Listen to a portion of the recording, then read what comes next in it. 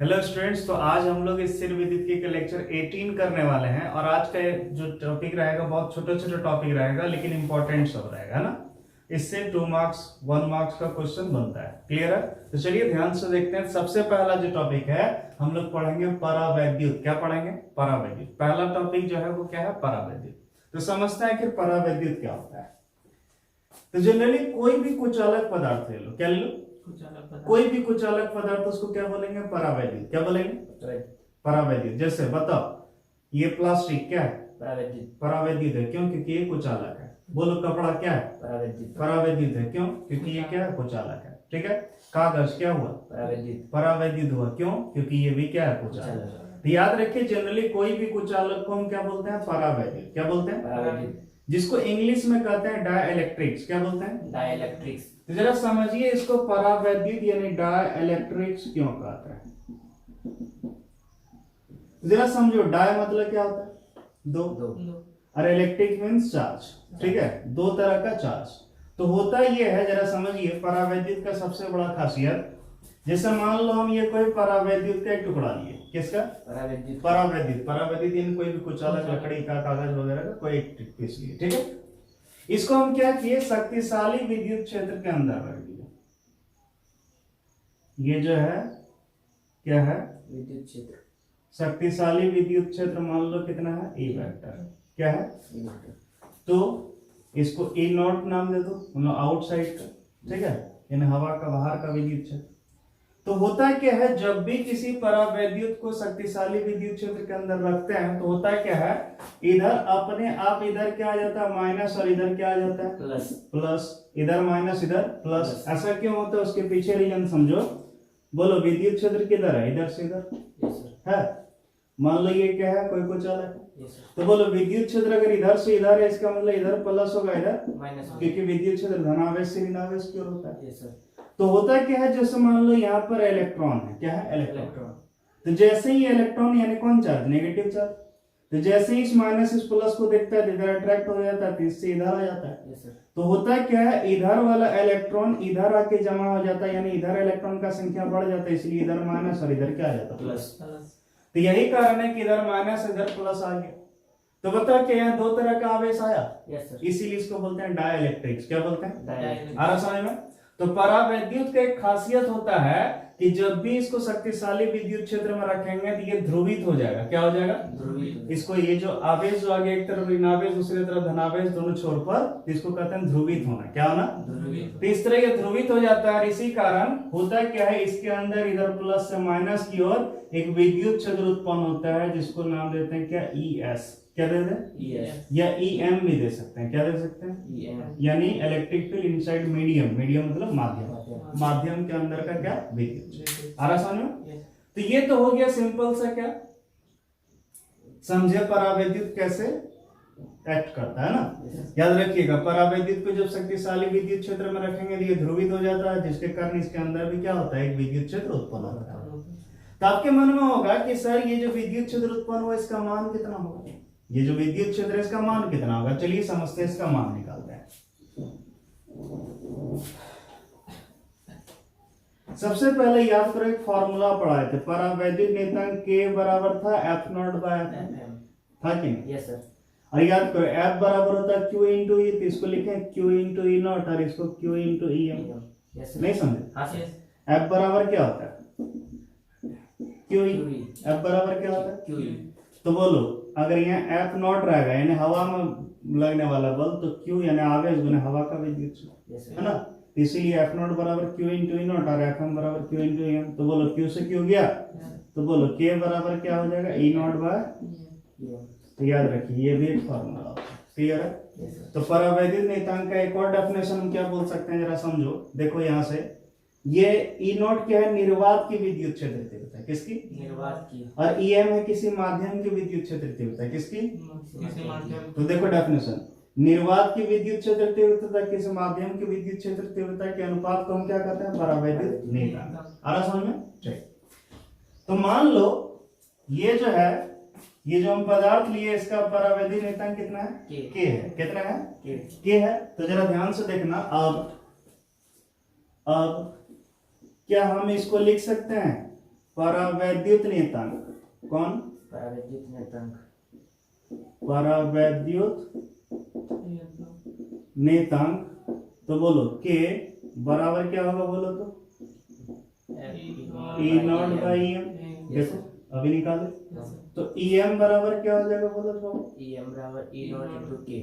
E not by. तो ये हो गया इसके अंदर का क्या, बोलो इसके अंदर का विद्युत क्षेत्र। तो याद रखिएगा, अगर किसी परावैद्युत का परावैद्युत नियतांक मालूम हो और बाहर का विद्युत क्षेत्र मालूम हो, क्या कीजिएगा, बाहर का विद्युत क्षेत्र बाई के कर दीजिएगा, निकल जाएगा इसके अंदर कितना विद्युत क्षेत्र होगा।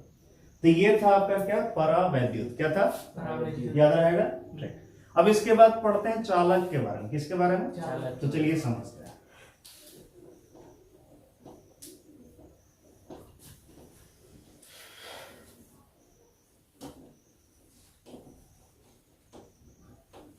तो देखो अब हम लोग का हेडिंग क्या है, चालक है। क्या है? चालक। तो समझते हैं आखिर चालक क्या होता है, समझो ध्यान से। नाम से ही क्लियर है, चालक। चालक यानी जिसमें धारा का क्या हो, प्रवाह, जिसमें धारा चल सके, उसको क्या कहते हैं, चालक। तो कभी आप सोचे हैं कि कोई चालक लेते हैं तो उसमें करंट नहीं चलता है, चालक लेते हैं तो उसमें करंट चलने लगता है। जैसे मान लो कोई लकड़ी का टुकड़ा लेंगे, करंट चलेगा? नहीं। प्लास्टिक लेंगे, करंट चलेगा? नहीं। क्योंकि ये क्या है, कुचालक। लेकिन चालक ले लीजिए, जैसे एल्युमिनियम ले लिए, तांबा ले लिए, तो बोलो क्या उसमें चलेगा कि नहीं चलेगा? तो चलेगा। तो आखिर क्या कारण है कि चालक में धारा का प्रभाव होता है, बोलिए? क्योंकि उसमें इलेक्ट्रॉन होता है। मुक्त इलेक्ट्रॉन होता है। क्या होता है? मुक्त इलेक्ट्रॉन। समझो होता क्या है, जैसे मान लो आप कोई भी अगर एक चालक लेते हैं तो इस चालक का सबसे बड़ा खासियत होता है कि इसमें मुक्त इलेक्ट्रॉन पाए जाते हैं। क्या पाए जाते हैं? मुक्त इलेक्ट्रॉन। Free electron. सर आपको बता चुके हैं यूनिट 2 में अच्छे से मुक्त इलेक्ट्रॉन क्या होता है। तो होता है कि जब भी इसको बैटरी से जोड़ते हैं तो होता है कि करंट इधर से, इलेक्ट्रॉन इधर से इधर चलने लगता है, इसीलिए करंट इधर चलने लगता है। क्लियर है? तो याद रखिएगा, चालक का एक सबसे बड़ा खासियत कि उसमें क्या होता है, मुक्त इलेक्ट्रॉन पाए जाते हैं, इसीलिए उसमें धारा का प्रवाह आसानी से होता है। तो हम डेफिनेशन बना सकते हैं यहाँ से चालक का कि वैसी पदार्थ, क्या बोलेंगे, वैसी पदार्थ जिसमें मुक्त इलेक्ट्रॉन की संख्या बहुत ज्यादा होती है। क्या होती है? बहुत ज्यादा। उसे क्या कहते हैं? चालक कहते हैं। याद रहेगा। तो याद रखिए, चालक का सबसे बड़ा खासियत क्या है, उसमें मुक्त इलेक्ट्रॉन की संख्या बहुत ज्यादा होती है। फिर हमको इस डेफिनेशन से इस चैप्टर में कोई मतलब नहीं है। ये जो चैप्टर पढ़ रहे हैं स्थिर विद्युत की, इसमें इस जो डेफिनेशन हम बताए इससे कोई मतलब नहीं। यहाँ हम लोग क्या जानेंगे, स्थिर विद्युत की में कुछ विशेषता जानेंगे चालक का, है ना? क्या जानेंगे? विशेषता। चालक की विशेषता। तो चलिए समझते हैं आप चालक की विशेषताएं, स्थिर विद्युत की में चालक की विशेषताएं। तो समझो ध्यान से। मान लो बाबू ये कोई क्या है, चालक का कोई टुकड़ा है। इमेजिन करो ये क्या है, चालक का कोई टुकड़ा। तो अगर आप इस पर आवेश दोगे, क्या करोगे? आवेश।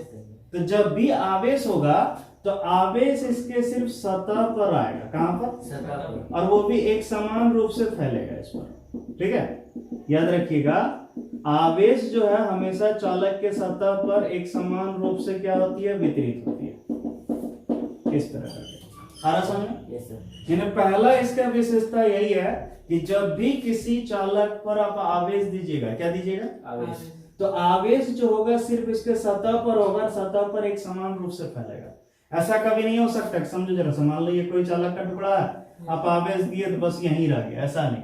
आवेश जब भी होगा पूरे में फैल जाएगा, जो भी रहेगा, जितना भी रहेगा, 1 कूलम रहेगा, 2 कूलम रहेगा, जितना भी रहेगा वो पूरे सतह पर एक समान रूप से क्या रहेगा, फैला हुआ रहेगा। ठीक है, और याद रखिए कि ये सिर्फ सतह पर रहेगा, कभी इसके अंदर नहीं जाएगा, नहीं होगा। क्लियर है?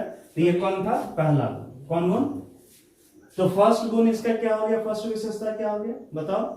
आवेश हमेशा चालक के सतह पर उपस्थित होती है। क्लियर है? और वो एक समान रूप से क्या होती है, वितरित। ठीक है, दूसरा देखो, सेकंड विशेषता। सेकंड ये है कि चालक के अंदर बताओ आवेश कितना? 0। इस चालक के अंदर, सतह के अंदर आवेश कितना? 0 कूलम। तो बताओ यहाँ विद्युत क्षेत्र कितना? 0। जब आवेश ही नहीं है तो विद्युत क्षेत्र कहां से? तो सेकंड विशेषता ये है, किसी चालक के अंदर विद्युत क्षेत्र का मान कितना होती है? 0 होती है। कितना होती है? याद रखिएगा, किसी भी चालक को लोगे तो उसके अंदर विद्युत क्षेत्र का मान क्या होती है? 0। ठीक, क्यों? क्योंकि आवेश हमेशा सिर्फ सतह पर होता है, अंदर नहीं होता। क्लियर हो गया? चलिए देखते हैं थर्ड विशेषता। तो थर्ड ये है, समझना जरा ध्यान से, ये जो चालक है इसके सतह के अंदर अगर ले लेते हैं कहीं पर भी, यहाँ यहाँ यहाँ कहीं पर भी अगर कोई बिंदु लेंगे तो वहां पर विद्युत विभव जो होगा वो होगा नियत। क्या होगा? नियत। यानी विभव का मान यहाँ नियत रहती है। क्या रहती है? नियत। आपके मन में होगा सर कैसे ये कांस्टेंट कैसे होगा, तो समझते हैं नियत कैसे होगा, उसको प्रूफ भी कर देते हैं। देखो ध्यान से तुरंत क्लियर हो जाएगा। अब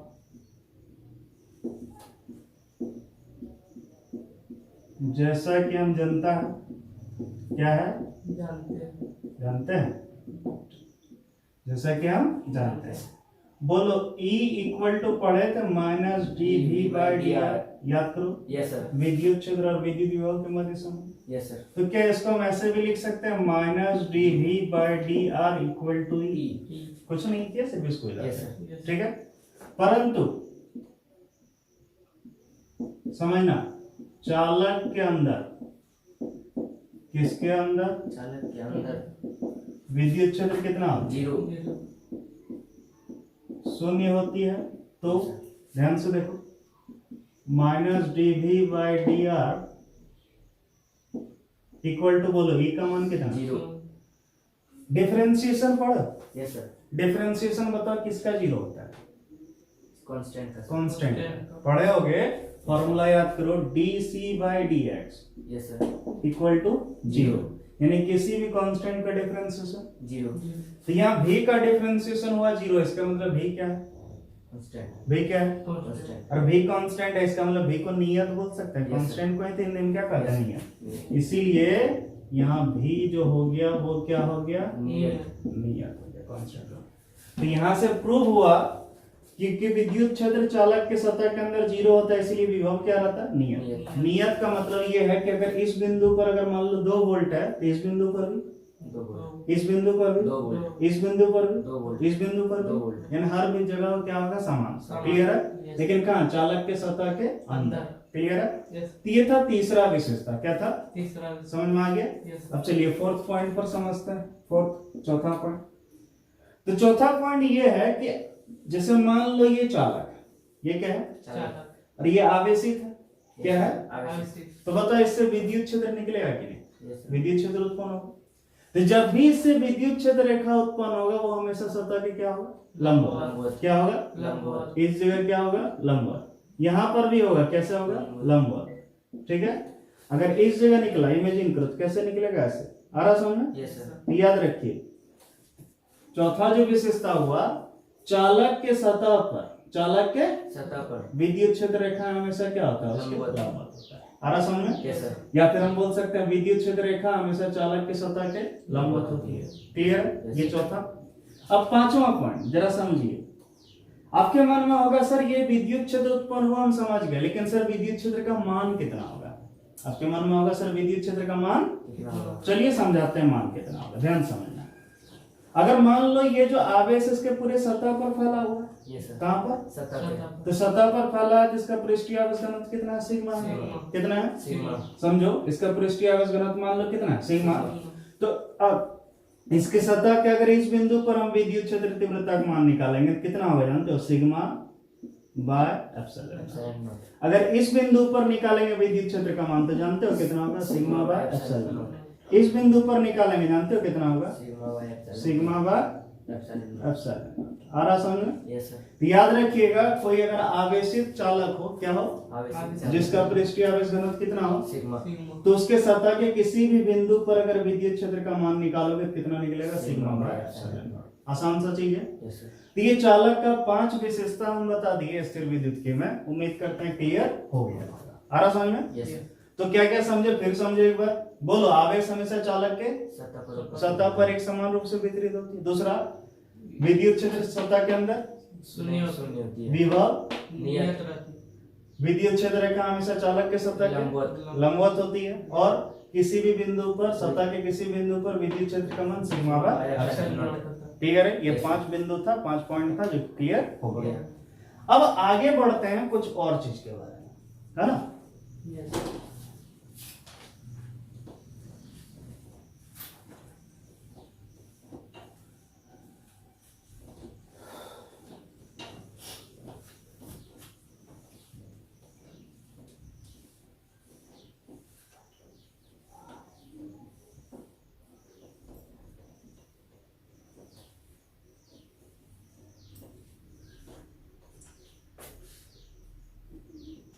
चलिए समझते हैं, बहुत ही आसान। तो अब जो हम लोग का हेडिंग है वो है स्थिर विद्युत परिरक्षण। क्या है? परिरक्षण। स्थिर विद्युत परिरक्षण। तो समझते हैं स्थिर विद्युत परिरक्षण क्या होता है। इसको इंग्लिश में कहते हैं इलेक्ट्रोस्टैटिक शील्डिंग। क्या कहते हैं? Electrostatic shielding. समझो, तो यहां पर हम बताएं इसका इंग्लिश है क्या? Electrostatic shielding. शील्डिंग, है ना?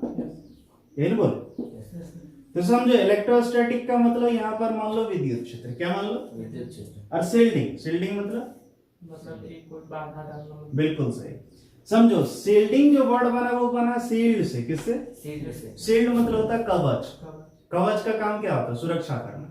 जिसे देखते होगे पुराना जमाना की जो फिल्म वगैरह देखते होगे, लड़ाई वगैरह देखते होगे, तो उसमें क्या होता है? तलवार एक हाथ में पकड़ता था, एक हाथ में ढाल पकड़ता था। Yes. तो वो ढाल क्या करता था? शील्ड। जब वो तलवार दूसरा कोई चलाता था इससे रोकता था, उससे क्या होता था? बचता था। तो वो एक प्रकार से ढाल यानी शील्ड का काम किया। तो उसका काम क्या हुआ? उस तलवार से उसको बचाना। तो उसी तरह यहां विद्युत क्षेत्र से जो बचाता है उसको क्या कहते हैं? Electrostatic shielding. क्या कहते हैं? Electrostatic shielding. तो देखो इसका जरूरत क्यों पड़ा, कैसे पड़ा और कैसे होता है उस चीज को भी समझते हैं। मान लो ये कोई यंत्र है, ये क्या है? यंत्र। और ये यंत्र में खराबी क्या है? ये तो बहुत अच्छा है, सब कुछ ठीक काम करता है, लेकिन मान लो जब भी ये कभी विद्युत क्षेत्र में आ जाए, किसमें? विद्युत क्षेत्र। तो ये काम करना मान लो बंद कर देता है, इसका काम प्रभावित हो जाता है। तो बताओ इसको क्या ऐसे ही छोड़ देंगे या विद्युत क्षेत्र से बचाना होगा? विद्युत क्षेत्र से बचाना होगा। विद्युत क्षेत्र से बचाना होगा। Yes, तो इसको एक ऐसे स्थान में रखेंगे जहां विद्युत क्षेत्र क्या है? शून्य। शून्य हो। विद्युत क्षेत्र क्या हो? शून्य। तो जनरली जहां पर भी कहीं पर भी देखते हैं आजकल इतना रेडिएशन है कि हर जगह विद्युत क्षेत्र है। क्या करेंगे? छोड़ देंगे? रखेंगे ही नहीं। नहीं सर, तो रखेंगे। इसके पीछे क्या रखना होगा? कुछ तरीका अपनाना होगा। Yes. तो क्या तरीका है समझो ध्यान से। जैसे आप जानते होंगे अभी थोड़ा देर पहले ही पढ़े थे, किसी चालक के सतह के अंदर विद्युत क्षेत्र क्या होता है? शून्य। किसी चालक के सतह के अंदर विद्युत क्षेत्र। शून्य। तब हम क्या करें? कैविटी बना लें चालक का। ठीक है, यानी एक खोखला हम चालक ले लें।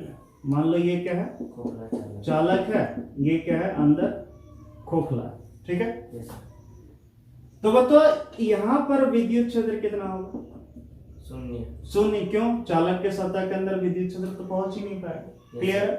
तो बोलो यहाँ विद्युत क्षेत्र शून्य है, तो क्या यहाँ पर उस यंत्र को अगर हम रख देंगे, इमेजिन करो ये यंत्र है, तो क्या ये विद्युत क्षेत्र से बचा रहेगा? Yes, sir। Yes. तो बस इसी प्रक्रिया को क्या कहते हैं? स्थिर विद्युत परिरक्षण। ठीक है, यानी हम बोलेंगे वैसी प्रक्रिया जिसकी सहायता से किसी विद्युत क्षेत्र संवेदी, किसके? विद्युत क्षेत्र से। विद्युत क्षेत्र संवेदी यंत्र को विद्युत क्षेत्र से परिरक्षित की जाती है। क्या की जाती है? परिरक्षित। परिरक्षित, यानी उससे बचाई जाती है। उसे क्या कहते हैं? स्थिर विद्युत परिरक्षण। आसान सा चीज है। Yes, sir। क्लियर है? तो इसके लिए हम क्या करेंगे? एक चालक का बॉक्स ले लेंगे या फिर चालक का गुहा ले लेंगे। गुहा मतलब कैविटी, है ना? और उसके अंदर उस यंत्र को रख देंगे तो वहां क्या होगा? विद्युत क्षेत्र नहीं पहुंचेगा। क्लियर है? आ रहा समझ में? Yes, sir। तो याद रखिएगा किसी भी चालक के सतह के अंदर विद्युत क्षेत्र क्या होता है? शून्य। शून्य होता है। क्लियर है? Yes, sir। अब एक छोटा सा एक क्वेश्चन पूछते हैं, जरा जवाब देना। ठीक है, देखते हैं कितना जवाब दे पाओगे। बताओ वज्रपात में आदमी सब मरता है क्या? Yes, sir। Yes, sir. वज्रपात जब होता है क्या होता है? आदमी सब मरता है। मरता है। ठीक है, क्यों? Yes, sir। विद्युत क्षेत्र, बहुत शक्तिशाली विद्युत क्षेत्र जब उस पर पड़ता है तो उतना करंट झेल नहीं पाता, इसलिए वो क्या हो जाता है? मर जाता है। क्लियर? अब इमेजिन करो हमको बचना है उससे, क्या करना है? बचना है। अब दो ऑप्शन है आपके पास। एक ऑप्शन है, इमेजिन करो, एक क्या है, मान लो झोपड़ी है नरुआ वाला। हाँ। ठीक है, नरुआ से जिसको छाड़ा गया, और दूसरा एक एल्वेस्टर जो टीना वाला नहीं होता, शेड, उससे ढका हुआ है। हाँ। तो बताओ जरा सा दोनों में से कौन सा घर अपनाओगे? एल्वेस्टर वाला सर। क्यों? क्योंकि सर वो ढका हुआ है सर, उसके किससे? अंदर चालक से। चालक से ढका हुआ है, इसीलिए वहां विद्युत क्षेत्र उसके अंदर क्या होगा? जीरो। जीरो। तो जब गिरेगा भी तो उसके अंदर नहीं पहुंच पाएगा, इसीलिए वो बच जाएगा। क्लियर है? आ रहा समझ में? और झोपड़ी वाला में क्या होगा? असुरक्षित रहेगा वो। ठीक है, तो याद रखिएगा, तो चालक के सतह के अंदर विद्युत क्षेत्र शून्य होता है, तो वहां कोई यंत्र को रखेंगे तो वो उसको विद्युत क्षेत्र से प्रभावित नहीं होगा। क्लियर है? तो ये था आपका स्थिर विद्युत परिरक्षण। ठीक है,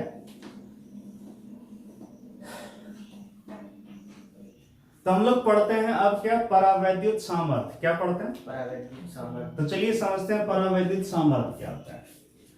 तो परावैद्युत सामर्थ्य जिसको इंग्लिश में क्या कहते हैं? Dielectric strength. क्या कहते हैं? Dielectric strength. तो समझते हैं परावैद्युत सामर्थ्य क्या होता है। सामर्थ्य मतलब समझते हैं? सामर्थ्य मतलब एक प्रकार से बोले तो क्षमता, जिसको हम लोग अपने भाषा में बोलते हैं औकात। क्या बोलते हैं? औकात। समझो। अब जैसे मान लो एक कोई लड़का था, वो पढ़ना नहीं चाहता था। मान लो तुम ये पढ़ना नहीं चाह रहे हो, ठीक है, और वो पढ़ता है, वो ठीक ठाक है, लेकिन तुम पढ़ते नहीं। मम्मी बोल रही है पढ़ लो, लेकिन फिर भी तुम नहीं पढ़ रहे हो, है ना। लास्ट टाइम पापा को मम्मी बोली कि देखिए बेटा पढ़ना नहीं चाह रहा आपका, एक झा पढ़, बोले नहीं पढ़ेंगे। एक झा पढ़ो, बोले नहीं पढ़ेंगे। एक लात बोले नहीं पढ़ेंगे, ठीक है।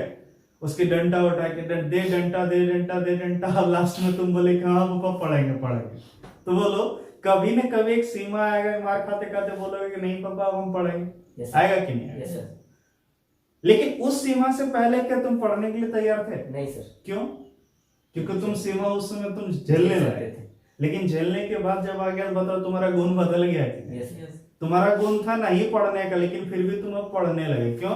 क्योंकि जितना सहने का सीमा था उससे अधिक पढ़ने लगा। अब सब बर्दाश्त नहीं कर पा, ठीक है, वो तुम्हारे सामर्थ्य के बाहर हो गया, इसीलिए तुम पढ़ने लगे। सिंपल था। तो उसी तरह बताओ कोई कुचालक में क्या धारा का प्रवाह होता है? नहीं सर। बताओ जैसे मान लो प्लास्टिक ले लिए, कोई कागज का टुकड़ा ले, क्या उसमें करंट चलता है? नहीं सर। क्यों? क्योंकि वो कुचालक है। लेकिन इमेजिन करो हम क्या किए, कुचालक ले लिए और उसको एक शक्तिशाली विद्युत क्षेत्र में रख दिए। क्या किए? विद्युत क्षेत्र शक्तिशाली होती। तो विद्युत क्षेत्र का मान रखे, मान लो पहले कुछ, मान लो 10 वोल्ट प्रति मीटर, देखे करंट नहीं चला। फिर कर दिए 20 वोल्ट प्रति मीटर, नहीं चला। 30 वोल्ट प्रति मीटर, नहीं चला। तो बढ़ाते एक समय ऐसा आएगा कि इस कुचालक में भी धारा का प्रवाह होने लगेगा। इस कुचालक में भी धारा का प्रवाह क्या होगा? होने लगेगा। तो बस उसी को हम क्या कहते हैं? परावैद्युत सामर्थ्य। यानी विद्युत क्षेत्र का वह मान, विद्युत क्षेत्र का वह मान जब किसी कुचालक से होकर भी, किससे? कुचालक से होकर भी धारा का प्रवाह प्रारंभ हो जाती है, उसे क्या कहते हैं? परावैद्युत सामर्थ्य। क्लियर है? यानी इसका क्या होता है, ये ब्रेक डाउन हो जाता है, ये टूट जाता है अपने अंदर में। इसमें क्या होता है? ध्रुवित हो जाता है, आवेश उत्पन्न हो जाता है, जिससे क्या होता है? करंट चलना शुरू हो जाता है। लेकिन ऐसे वैसे नहीं, सबका एक सीमा होता है, उस सीमा तक पहुंचेगा तब भी। क्लियर है? जैसे अगर हवा का बात करें, किसका? तो हवा के लिए परावैद्युत सामर्थ्य का मान है 3.6 इंटू 10⁻⁶ वोल्ट पर मीटर। ठीक है? 3.6 इंटू 10⁻⁶ वोल्ट प्रति मीटर। अगर इतना विद्युत क्षेत्र आरोपित करेंगे तो क्या होगा? हवा में भी करंट चलना शुरू हो जाएगा। किसमें? हवा में। और देख लो जरा से ये कितना, 3.6 इंटू 10⁻⁶। अगर इसको सही में लिखें तो कितना हो जाएगा? इतना। ठीक है? इकाई, दाई, सैकड़ा, हजार, 10,000, लाख, 10 लाख, यानी 36 लाख वोल्ट प्रति मीटर। कितना चाहिए? 36 लाख वोल्ट। 36 लाख वोल्ट प्रति मीटर चाहिए विद्युत क्षेत्र का मान, तब क्या होगा? हवा में करंट चलेगा। उतना हो पाता है? जो वज्रपात होता है उसका कितना? उसमें होता है, उसमें बहुत ज्यादा होता है, इसीलिए उसमें करंट चलता है। हवा में भी चलना शुरू। ऊपर से आया कि नहीं आया? ठीक है, कितना दूर ऊपर हुआ, लेकिन आया कि नहीं आया? तो वो कैसे हुआ? बहुत शक्तिशाली था। तो याद रखिएगा, सबका एक सीमा होता है, सबका एक क्षमता होता है कि अगर उससे ज्यादा उसको पढ़ेगा तो वो अपना गुण क्या होगा? बदल देगा। तो उसी तरह परावैद्युत यानी कोई कुचालक का भी गुण होता है कि अगर बहुत शक्तिशाली विद्युत क्षेत्र आरोपित कर दें तो आरोपित करते करते एक ऐसा समय आएगा जब उसमें भी करंट चलना क्या होगा? शुरू हो जाएगा। तो बस उसी मान को हम क्या कहते हैं? परावैद्युत सामर्थ्य। आ रहा समझ में? तो ये था आपका परावैद्युत सामर्थ्य। अब आगे बढ़ते हैं। अब देखो हम लोग देखते हैं ध्रुवीय अणु। क्या देखते हैं? ध्रुवीय अणु। तो चलो समझते हैं ध्रुवीय अणु।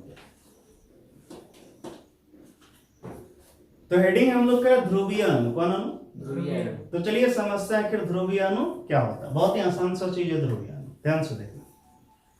नाम से ही क्लियर है क्या? ध्रुवीय। ध्रुवीय मतलब क्या? जो ध्रुव में हो। ठीक है?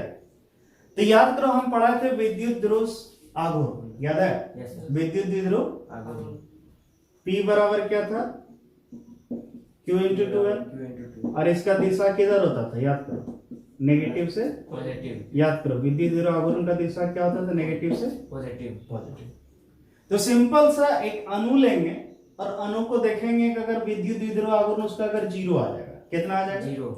विद्युत द्विध्रुव आघूर्ण अगर 0 आ जाएगा तो उसको बोलेंगे अध्रुवीय अणु। क्या बोलेंगे? अध्रुवीय अणु। और विद्युत द्विध्रुव आघूर्ण अगर 0 नहीं होगा तो उसको क्या बोलेंगे? ध्रुवीय अणु। क्या बोलेंगे? ध्रुवीय अणु। तो चलिए समझते हैं, एग्जांपल लेते हैं।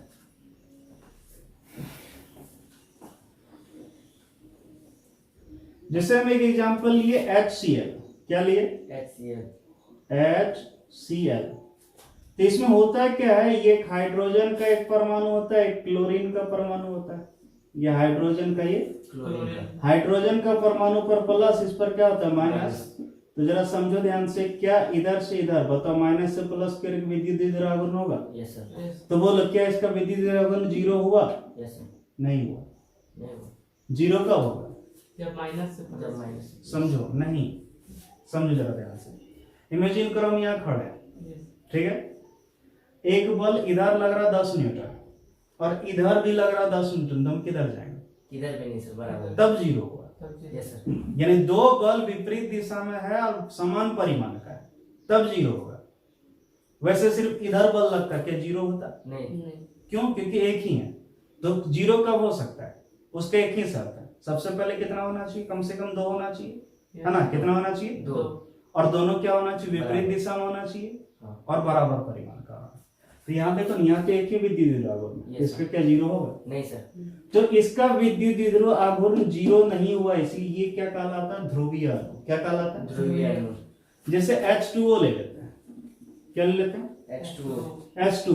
तो देखो यहाँ क्या होगा, ऑक्सीजन है, ऐसे हाइड्रोजन होता है H2O, क्लियर है? यस सर हाइड्रोजन पर प्लस और ऑक्सीजन पर, माइनस तो बताओ एक विद्युत द्रव्यमान किधर? माइनस से प्लस इधर, यस और ये दूसरा इधर। इधर तो ये इसका P1 वेक्टर, ये मान लो P2 वेक्टर, तो इस दोनों को जोड़ेंगे परिणामी इधर आएगा P नेट। तो बोलो क्या यहाँ पर भी जीरो हुआ? यस यहाँ नहीं हुआ सर जीरो कब होगा? जब दोनों तरफ लगेगा दोनों विपरीत दिशा में 180 डिग्री में रहेगा, दोनों परिमाण बराबर Yes. है। यहाँ परिमाण तो बराबर है लेकिन दिशा दिशा देखो, अलग-अलग 180 है। थोड़ा, इसके बीच कौन होता है? 104 डिग्री। यस सर इसके P1 P2 के बीच कितना है? 104 डिग्री। 4 डिग्री तो इसीलिए इसका परिणामी इधर आ जाएगा, क्लियर? यस सर तो यहाँ पर भी विद्युत द्रव्यमान परिणामी कितना हुआ? Zero zero. नहीं हुआ, जीरो। नहीं होगा इसीलिए ये भी कहलाता है ध्रुवीय अणु। क्या कहलाता है? ध्रुवीय अणु लेकिन अगर बात करें हम CO2 का, किसका? CO2 इसमें ऐसा होता है, कार्बन होता है, इधर होता है ऑक्सीजन, इधर होता है ऑक्सीजन। एक्चुअल में यहाँ डबल दो बॉन्ड होता है, इधर भी इधर भी, हम वो नहीं दिखा रहे हैं, सिर्फ समझा रहे हैं स्ट्रक्चर कैसे होता है। तो बोलो ऑक्सीजन पर माइनस और कार्बन पर प्लस तो बोलो इसका दिशा हो गया विद्युत द्रव्यमान इधर, यस सर मान लो ये P1 वेक्टर और इसका इधर P2 वेक्टर। यस यहाँ दोनों का परिमाण समान है और देखो विपरीत दिशा में यस सर 180 डिग्री है, तो जब इसका परिणामी अगर निकालेंगे, परिणामी विद्युत द्रव्यमान तो कितना निकलेगा? जीरो। तो ये कहलाएगा क्या? अध्रुवीय अणु। क्या कहलाएगा? अध्रुवीय अणु यानी डेफिनेशन सीधा सा है, वैसे अणु, क्या बोलेंगे? वैसे अणु जिसका परिणामी विद्युत द्रव्यमान शून्य नहीं होती है, परिणामी विद्युत द्रव्यमान शून्य नहीं होती है उसे क्या कहते हैं? ध्रुवीय अणु। क्या कहते हैं? ध्रुवीय अणु और वैसे अणु जिनके परिणामी विद्युत द्रव्यमान क्या हो जाती है? शून्य उसे क्या कहते हैं? अध्रुवीय अणु अध्रुवीय अणु। आसान सा चीज है। यस सर तो ध्रुवीय अणु और अध्रुवीय अणु का क्लियर हो गया, आ रहा समझ में? वैसे फिजिक्स में इसका ज्यादा यूज नहीं है, इसका केमिस्ट्री में यूज है। केमिस्ट्री में जब ऑर्गेनिक वगैरह पढ़िएगा तो उसमें क्या होता है? Acidic nature, basic nature, solubility, है ना, मेल्टिंग पॉइंट वगैरह, ये सब चीज पे डिपेंड करता है। क्लियर है? यहाँ पर उसका कोई खास रोल फिजिक्स में नहीं। क्लियर है? तो फिर एक बार समझो, वैसे अणु जिसका परिणामी विद्युत द्रव्यमान शून्य नहीं होती है उसे कहते हैं ध्रुवीय अणु, और जिसका परिणामी विद्युत द्रव्यमान शून्य हो जाती है उसे क्या कहते हैं? अध्रुवीय। क्लियर है? तो ध्रुवीय अध्रुवीय दोनों क्लियर हो गया तो ये था हम लोग का छोटा छोटा पॉइंट जो कि क्लियर हो गया। ठीक है, अब हम लोग शुरू करेंगे संधारित्र। क्या करेंगे? संधारित्र लेकिन आज नहीं, अगले लेक्चर्स। ठीक है, यस सर तो अगला लेक्चर से हम लोग स्टार्ट क्या करेंगे? संधारित्र। और मेरे ख्याल से 4 या 5 लेक्चर में हम लोग का खत्म हो जाएगा। ठीक है, यस सर तो आज इतना है।